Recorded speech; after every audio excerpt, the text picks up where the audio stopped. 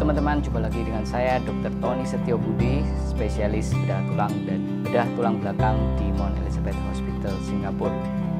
Kalau Anda punya teman atau keluarga yang berusia 50 tahun ke atas, Anda boleh observe. Kadang mereka berjalan dengan postur membungkuk. Kalau mereka perlu berjalan jarak jauh, mereka perlu berhenti dan duduk beberapa kali karena kakinya kram. Jadi mereka jalan beberapa menit, kakinya kram, duduk, terus jalan lagi, kram lagi, duduk lagi, sampai tiba di tempat tujuan. Keluhan ini seringkali disebabkan oleh penyakit saraf terjepit yang namanya spinal stenosis. Penyakit spinal stenosis ini terjadi karena proses penuaan. Apa yang terjadi, bantalan tulang belakang kita dengan berjalannya waktu akan menjadi tipis dan melebar. Diameter yang melebar ini membuat rongga saraf ini mengecil, menyempit. Ini penting sekali karena di dalam rongga ini terdapat banyak sekali saraf. Kalau rongga ini sangat sempit, maka sarafnya terjepit dan pasien akan mengalami keluhan di kaki. Penyakit spinal stenosis ini terjadi karena proses penuaan dan prosesnya terjadi perlahan-lahan dan memerlukan waktu bertahun-tahun sebelum menyebabkan masalah. Keluhan dari orang yang terkena spinal stenosis dinamakan claudication, yang artinya adalah sakit di betis paha atau di pantat, bisa juga kram, kesemutan, mati rasa atau lemah otot saat beraktivitas. Aktivitas ini bisa berarti berjalan, lari, berolahraga.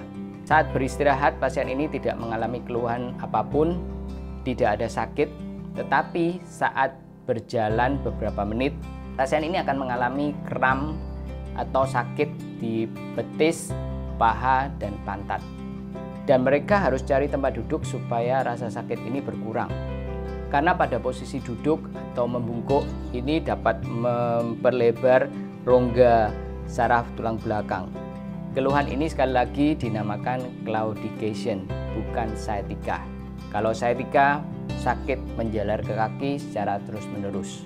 Penyakit spinal stenosis didiagnosa dengan menggunakan MRI scan. Dari MRI scan kita bisa melihat seberapa sempit rongganya dan seberapa parah saraf terjepitnya. Kalau diagnosa ini sudah ditegakkan, penanganan pertama adalah dengan menggunakan obat untuk menguatkan saraf dan exercise untuk menguatkan core muscle supaya tulang belakangnya lebih stabil. Untuk kasus spinal stenosis yang tidak parah, penanganan dengan obat dan exercise ini bisa mengurangi rasa sakit. Tetapi jika rasa sakit ini tidak membaik selama beberapa minggu atau beberapa bulan, maka opsi operasi ini perlu dipertimbangkan. Operasi bertujuan untuk membebaskan saraf yang terjepit. Jika tulang belakang stabil, operasi bisa dilakukan dengan mengambil tulang-tulang yang menjepit saraf tanpa menggunakan implan. Operasi ini dinamakan laminektomi.